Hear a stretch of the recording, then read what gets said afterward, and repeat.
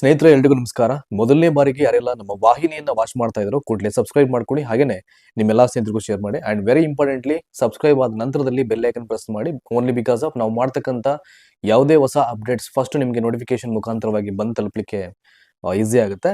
ವಿಚಾರಕ್ಕೆ ಬರೋಣ. ಈಗ ಕರ್ನಾಟಕ ರಾಜ್ಯ ಶಿಕ್ಷಕರ ಅರ್ಹತಾ ಪರೀಕ್ಷೆಗೆ ಸಂಬಂಧಪಟ್ಟ ಹಾಗೆ ಒಂದಷ್ಟು ವಿಚಾರಗಳಿದೆ, ಅವೆಲ್ಲವನ್ನು ಹಂಚ್ಕೊಳ್ಬೇಕಿತ್ತು. ಹಾಗಾಗಿ ನಮ್ಮ ವಾಹಿನಿಯಿಂದ ಈ ಒಂದು ವಿಡಿಯೋ ಮಾಡ್ತಾ ಇರುವಂತದ್ದು. ಆರಂಭದಲ್ಲೇ ನಿಮಗೆ ಸ್ಪಷ್ಟ ಮಾಡ್ಬಿಡ್ತೀನಿ. 2025ರಲ್ಲಿ ಏನು ಒಂದು TET ಎಕ್ಸಾಮಿನೇಷನ್ಗೆ ನೋಟಿಫಿಕೇಶನ್ ಆಗಬೇಕಿತ್ತು. ಸೊ ಇದುವರೆಗೂ ಕೂಡ ಇಲಾಖೆಯಿಂದ ಯಾವುದೇ ರೀತಿ ಅಧಿಕೃತವಾದಂತಹ ಅಧಿಸೂಚನೆ ಹೊರಗಡೆ ಬಂದಿಲ್ಲ.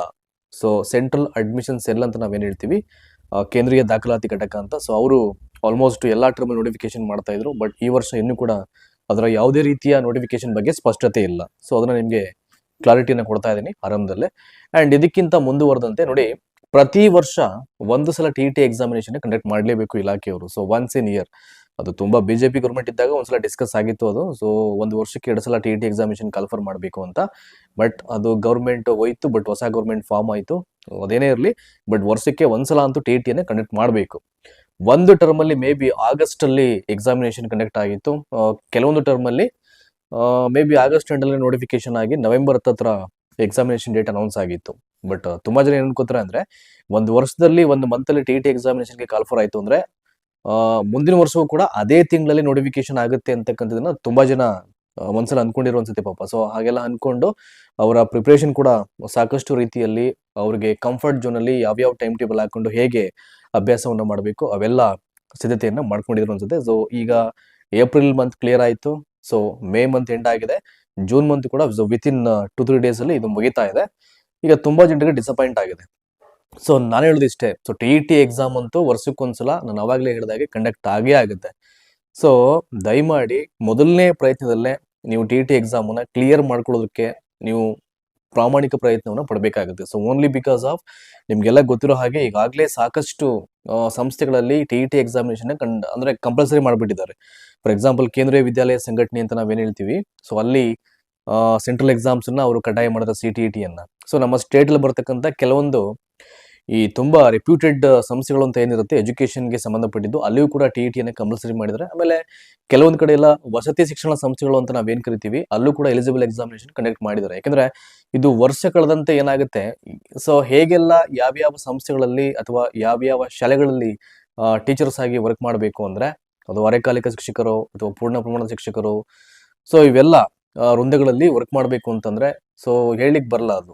ನೆಕ್ಸ್ಟ್ ಟರ್ಮ್ ಅಲ್ಲಿ ಅವರು ಹೇಗೆಲ್ಲ TET ಎಕ್ಸಾಮಿನೇಷನ್ ಕಂಡಕ್ಟ್ ಮಾಡ್ತಾರೆ ಅಂತ, ಆಯ್ತಾ. ಆಮೇಲೆ ನಿಮ್ಗೆಲ್ಲ ಗೊತ್ತಿರೋ ಹಾಗೆ ಕೆಲವೊಂದ್ ಕಡೆ ಎಲ್ಲ ಈ ವರ್ಷದ ಗೆಸ್ಟ್ ಟೀಚರ್ಸ್ ಫಾರ್ಮ್ಯಾಟ್ ಅನ್ನ ಇಲಾಖೆಯಿಂದ ಕೊಟ್ಟಿದ್ರು. ಅಂದ್ರೆ ಅತಿಥಿ ಶಿಕ್ಷಕರ ಏನು ಅವ್ರ ವಿದ್ಯಾರ್ಹತೆ ವಿವರಗಳನ್ನ ಒಳಗೊಂಡಂತ ಒಂದು ಫಾರ್ಮ್ ಅನ್ನ ಅಲ್ಲಿ ಪ್ರೊವೈಡ್ ಮಾಡಿದ್ರು. ಯಾಕಂದ್ರೆ ನಾವು ವಿಡಿಯೋ ಮಾಡೋದ್ರಿಂದ ನಾನು ಆಲ್ಮೋಸ್ಟ್ ಎಲ್ಲಾ ಕಡೆ ಮಾಹಿತಿನ ತಗೊಂಡು ನಿಮ್ಗೆ ಮಾಹಿತಿನ ಕೊಡಬೇಕಾಗುತ್ತೆ. ಸೊ ಆ ಫಾರ್ಮ್ಸ್ ನಾವು ನೋಡಿದಾಗ ಅಲ್ಲಿ TET ಆಗಿದೆಯಾ ಇಲ್ವಾ ಅಂತಕ್ಕಂಥ ಒಂದು ಕಾಲಂ ಇತ್ತು ಅಲ್ಲಿ.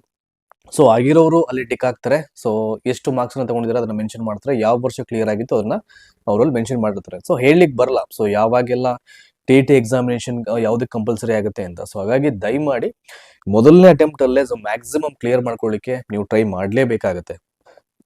ಸೊ ಹಾಗೇನೆ ಇನ್ನೊಂದು ಬಹಳ ಪ್ರಮುಖವಾದಂತ ವಿಚಾರ ಏನಪ್ಪಾ ಅಂದ್ರೆ, ಯಾವುದೇ ಕಾರಣಕ್ಕೂ ಎಲಿಜಿಬಲ್ ಮಾರ್ಕ್ಸ್ ಅಂತ ಏನಿರುತ್ತೆ 150 ಅಂಕಗಳಿಗೆ, ಐ ಥಿಂಕ್ ಈಗ OBC ಅವ್ರಿಗೆ ಒಂದು ಎಲಿಜಿಬಲ್ ಮಾರ್ಕ್ಸ್ ಅಂತ ಇರುತ್ತೆ 90 ಅಂಕಗಳಿಗೆ 150 ಎಕ್ಸೆಪ್ಟ್ ಅವ್ರನ್ನ ಹೊರತುಪಡಿಸಿ ಸೊ ಬೇರೆ ಕ್ಯಾಟಗರೀಸ್ಗೆಲ್ಲ ಅವರು ಒಂದು ಮಾರ್ಕ್ಸ್ ಅಂತ ಕೊಟ್ಟಿರ್ತಾರೆ. 83 ತಗೊಳ್ಬೇಕಾಗುತ್ತೆ ಎಲಿಜಿಬಲ್ ಮಾರ್ಕ್ಸ್ ಅನ್ನ. ಸೊ ದಯಮಾಡಿ ಆ ಒಂದು ಅರ್ಹತಾ ಅಂಕಗಳಿಗೆ ಯಾವುದೇ ಕಾರಣಕ್ಕೂ ಸ್ಟಿಕನ್ ಆಗ್ಬೇಡಿ. ಪ್ರಾಬ್ಲಮ್ ಕ್ರಿಯೇಟ್ ಆಗೋದೇ ಅಲ್ಲಿ. ತುಂಬಾ ದಿನ ಬಾರ್ಡರ್ ಅಲ್ಲಿ ಫೇಲ್ಯೂರ್ ಆಗ್ಬಿಡ್ತಾರೆ. ದಟ್ ಮೀನ್ಸ್ 81 ತಗೊಂಡಿರ್ತಾರೆ, 1 or 2 ಮಾರ್ಕ್ಸ್ ಅಲ್ಲಿ ಫೇಲ್ಯೂರ್ ಆಗಿರ್ತಾರೆ, ಎಲಿಜಿಬಲ್ ಇಂದ ದೂರ ಸರಿದು ಬಿಡ್ತಾರೆ ಅವರು.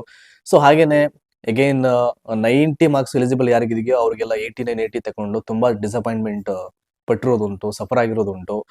ಐ ಥಿಂಕ್ ಕೀ ಆನ್ಸರ್ಸ್ ಬಿಟ್ಟಾಗ ಒಂದಷ್ಟು ಮಾರ್ಕ್ಸ್ಗಳು ಅಲ್ಲಿ ಎಲಿಜಿಬಲ್ ಆಗಿ ಫೈನಲ್ ರಿಸಲ್ಟ್ ಬಂದಾಗ ಅಲ್ಲಿ ಒಂದಷ್ಟು ಮಾರ್ಕ್ಸ್ಗಳು ವೇರಿಯೇಷನ್ ಆಗಿರುವಂತದ್ದು, ಮತ್ತೆ ಅಂತಿಮ ಕೀ ಉತ್ತರದಲ್ಲೂ ಕೂಡ ಒಂದಷ್ಟು ವ್ಯತ್ಯಾಸಗಳು ಆಗಿರುವಂತದ್ದು.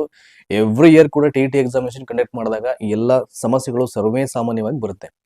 ಕೆಲವರಂತೂ CSC ಸಿಲ್ವರ್ಗೂ ಅಲ್ಲಿ ಹೋಗಿ ವಿಸಿಟ್ ಮಾಡಿ ರಿಕ್ವೆಷನ್ ಲೆಟರ್ ಕೊಟ್ಟು ಸಂಬಂಧಪಟ್ಟ ದಾಖಲೆ ಕೊಟ್ಟರು ಅವ್ರಿಗೆ ಸೊ ಅದಕ್ಕೆ ಬೇಕಾದಂತ ಜಸ್ಟಿಸ್ ಪ್ರೊವೈಡ್ ಆಗಿಲ್ಲ. ತುಂಬಾ ಜನ ಐ ಥಿಂಕ್ ಅಲ್ಲಿ ಹೋಗ್ಲಿಕ್ಕೆ ಬಿಟ್ಬಿಟ್ಟಿದ್ದಾರೆ. ಹಾಗಾಗಿ ನಾನು ಹೇಳೋದು ಅಷ್ಟೇ, ಸ್ಟಿಕನ್ ಆಗ್ಬಿಟ್ಟು ಎಲಿಜಿಬಲ್ ಮಾರ್ಕ್ಸ್ಗೆ ಇವೆಲ್ಲ ಸಮಸ್ಯೆಗಳಾಗುತ್ತೆ. ಸೊ 150ಕ್ಕೆ ನಾವು 130 ಅಂಡ್ ಎಬೋ ಅಥವಾ 120 ಅಂಡ್ ಎಬೋ ಎದ್ದಕ್ಕೂ ಮೀರಿ 150ಕ್ಕೆ 150 ಅಂಕಗಳನ್ನು ನಾವು ಸ್ಕೋರ್ ಮಾಡ್ತೀವಿ ಅಂತಕ್ಕಂಥ ಒಂದು ಮೈಂಡ್ ಸೆಟ್ ಇಟ್ಕೊಂಡು, ಆ ಒಂದು ಆಂಬಿಷನ್ಸ್ ಇಟ್ಕೊಂಡು ಅದಕ್ಕೆ ಪೂರಕವಾಗಿ ಸರಿಯಾದ ರೀತಿಯ ಒಂದು ಡೆಡಿಕೇಶನ್ ಖಂಡಿತವಾಗ್ಲೂ ಮಾಡಿದ್ದೆ ಆದ್ರೆ ನೀವು ಒಳ್ಳೆ ಅಂಕಗಳನ್ನ ಪಡ್ಕೊಳ್ಳಿಕ್ಕೆ ಸಾಧ್ಯ ಆಗುತ್ತೆ. ನೀವು TET ಗಳಿಸ್ತಕ್ಕಂಥ ಒಂದೊಂದು ಮಾರ್ಕ್ಸ್ ನಿಮಗೆ CET ತುಂಬಾ ಹೆಲ್ಪ್ ಮಾಡುತ್ತೆ. ಸೊ ಹಾಗಾಗಿ ಅದ್ರ ಕಡೆ ಒಂಚೂರು ಫೋಕಸ್ ಮಾಡಿ, ಅದಕ್ಕೆ ಹೇಳಿದ್ ನಾನು. ಸೊ TET ಎಕ್ಸಾಮ್ ಅಂತೂ ವರ್ಷಕ್ಕೊಂದ್ಸಲ ಕಂಡಕ್ಟ್ ಆಗೇ ಆಗುತ್ತೆ. ಸೊ ಯಾರಿಗೂ ಕೂಡ ಕ್ಲಾರಿಟಿ ಇಲ್ಲ ಈಗ ಯಾವ ಮಂತಲ್ಲಿ ಆಗುತ್ತೆ, ಯಾವ ಡೇಟಲ್ಲಿ ನೋಟಿಫಿಕೇಶನ್ ಆಗುತ್ತೆ ಅಂತ. ಸೊ ಮೇ ಬಿ ಏಪ್ರಿಲಲ್ಲಿ ಮಾಡಲಿಲ್ಲ, ಒಂದು 2-3 ತಿಂಗಳು ಈಗ ಕಳೆದೇ ಹೋಯ್ತು. ಅಟ್ಲೀಸ್ಟ್ ಲೇಟರ್ ನಾನಾದರೂ ಮಾಡ್ತಾರೆ ಅಂತ ಅನ್ಸುತ್ತೆ, ಆಗಸ್ಟ್ ಟೈಮಿಗೆ ಅಕಾರ್ಡಿಂಗ್ ಟು ಮಿ. ಯಾಕಂದ್ರೆ ಸೊ ನಮ್ಗನ್ಸುತ್ತೆ ಈಗ ವರ್ಗಾವಣೆ ಪ್ರಕ್ರಿಯೆಗಳಿದೆಯಲ್ಲ, ಇದಕ್ಕೆ ಇದೇನಾದ್ರು ರೀಸನ್ಸ್ ಇರ್ಬೋದು.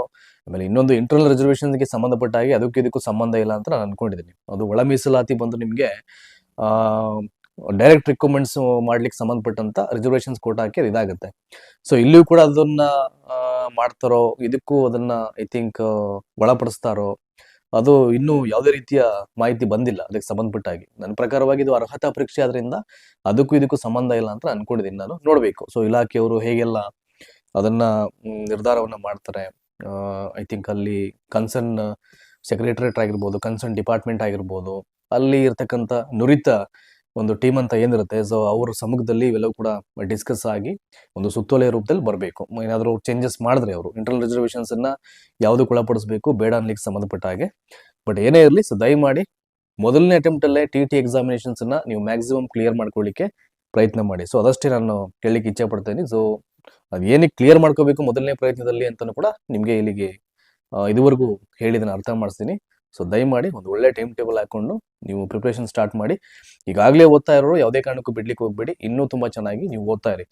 ಸೊ ಹಳೆಯ ಪ್ರಶ್ನೆ ಪತ್ರಿಕೆಯನ್ನು ಬಿಡಿಸ್ಕೊಳ್ಳಿ, ಒಂದಷ್ಟು ಕ್ವಶನ್ ಬ್ಯಾಂಕ್ಸ್ ಇದ್ರೆ ಅದನ್ನು ತಗೊಂಡು ಬಿಡಿಸೋ ಪ್ರಯತ್ನ ಮಾಡಿ. ಕೆಲವೊಂದು ಪ್ರೀವಿಯಸ್ ಇಯರ್ಸ್ ವಿಡಿಯೋಸ್ ಎಲ್ಲ ಅಪ್ಲೋಡ್ ಆಗಿರುತ್ತೆ ನಿಮಗೆ, ಅದನ್ನ ಒಂಚೂರು ವಾಚ್ ಮಾಡ್ತಾ ಇರಿ ನಿಮ್ಮ ಫ್ರೀ ಟೈಮ್ನಲ್ಲಿ. ಇವೆಲ್ಲ ಆಕ್ಟಿವಿಟೀಸನ್ನ ಎಕ್ಸಾಮ್ ಸಂಬಂಧಪಟ್ಟಂಗೆ ಮಾಡಲಿಕ್ಕೆ ನೀವು ಹೋಗ್ತಾ ಇರಬೇಕು. ಸೊ ಹಾಗಾಗಿ ಇವೆಲ್ಲವನ್ನ ನಿಮ್ಮ ಜೊತೆ ಹಂಚ್ಕೊಳ್ಬೇಕಿತ್ತು. ಸೊ ನಾನು ಹೇಳಿದೆ. ಧನ್ಯವಾದ ಈ ಒಂದು ವಿಡಿಯೋನ ವಾಚ್ ಮಾಡೋದಕ್ಕೆ.